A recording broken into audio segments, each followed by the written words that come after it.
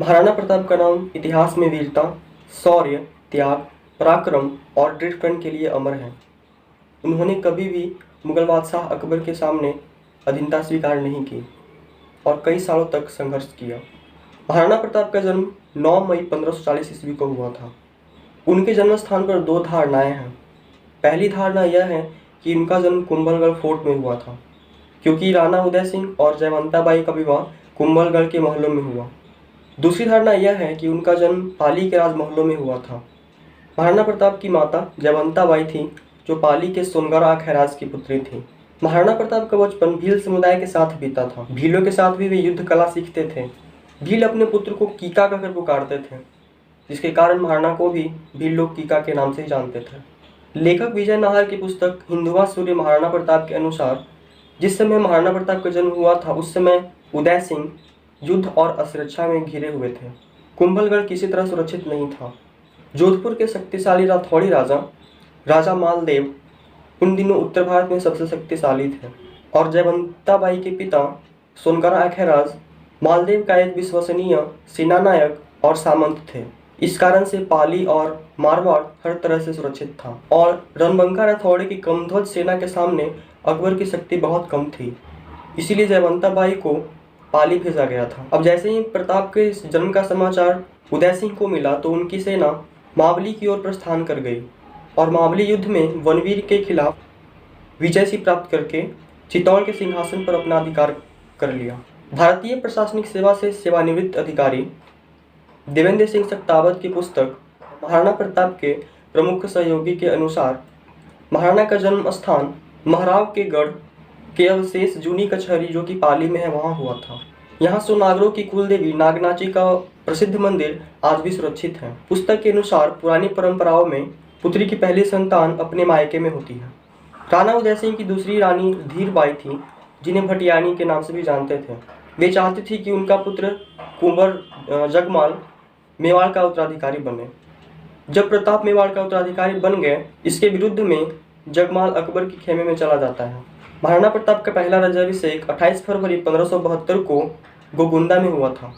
वहीं दूसरी राज्याभिषेक विधि विधान स्वरूप 1572 में ही कुंभलगढ़ किले में हुआ था और इस राज्याभिषेक में राठौड़ राजा राव चंद्रसेन भी उपस्थित हुए थे।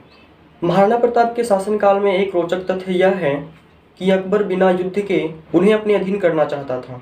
इसके लिए अकबर ने 4 राजदूतों को नियुक्त किया था, जिसमें सबसे पहला सितंबर 1572 को जलाल खान, फिर 1573 में मान सिंह, सितंबर 1573 में भगवान दास, फिर अंत में दिसंबर 1573 में राजा टोडरमल प्रताप को समझाने के लिए पहुंचे थे, लेकिन राणा ने चारों को निराश किया। इस तरह राणा प्रताप ने मुगलों की अधीनता स्वीकार करने से मना कर दिया, जिसके परिणाम स्वरूप हल्दी घाटी का ऐतिहासिक युद्ध हुआ।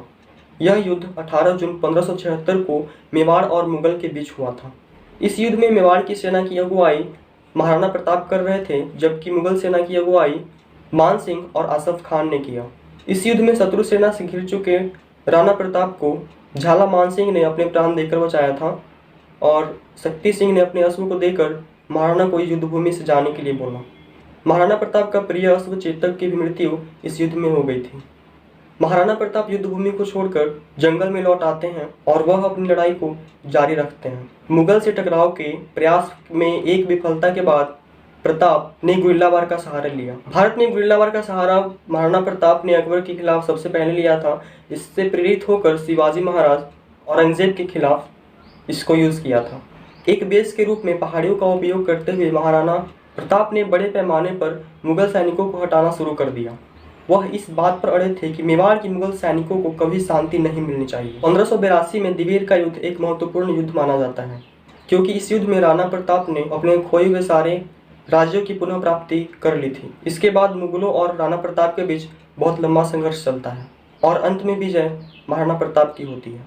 दिवेर की विजय महाराणा प्रताप के जीवन के एक उज्जवल कीर्तिमान है। जहां हल्दी घाटी का युद्ध नैतिक विजय और परीक्षण का युद्ध था, वहीं दिवेर और छापली का युद्ध एक निर्णायक युद्ध बना। इसी विजय के फलस्वरूप संपूर्ण मेवाड़ पर महाराणा का अधिकार हो गया। 1579 से 1585 तक पूर्वी उत्तर प्रदेश, बिहार, बंगाल और गुजरात में विद्रोह होने लगे थे और महाराणा भी एक के बाद एक गढ़ जीतते जा रहे थे। इसलिए अकबर उस विद्रोह को दबाने में उलझा रहा और मेवाड़ पर से उसका ध्यान हट गया। इस बात का लाभ उठाकर महाराणा ने 1585 में मेवाड़ मुक्ति प्रयासों को और भी तेज कर दिया। महाराणा जी की सेना ने मुगल चौकियों पर आक्रमण शुरू कर दिया और तुरंत ही उदयपुर समेत 36 चौकियों पर अपना अधिकार जमा लिया। महाराणा प्रताप ने जिस समय सिंहासन ग्रहण किया था उस समय मेवाड़ की जितनी भूमि थी उतनी भूमि पर फिर से महाराणा का अधिकार हो गया।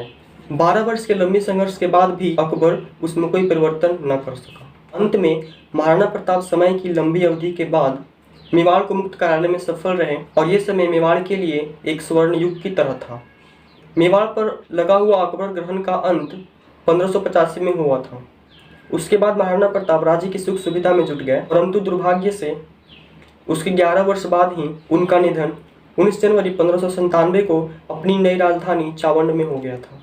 अकबर महाराणा प्रताप का सबसे बड़ा शत्रु था, पर उनकी यह लड़ाई कोई व्यक्तिगत लड़ाई नहीं थी, बल्कि यह अपने सिद्धांतों और मूल्यों पर आधारित थी। एक वह था जो अपने साम्राज्य के विस्तार के लिए युद्ध कर रहा था और एक वह थे जो अपनी मातृभूमि की स्वाधीनता के लिए संघर्ष कर रहे थे।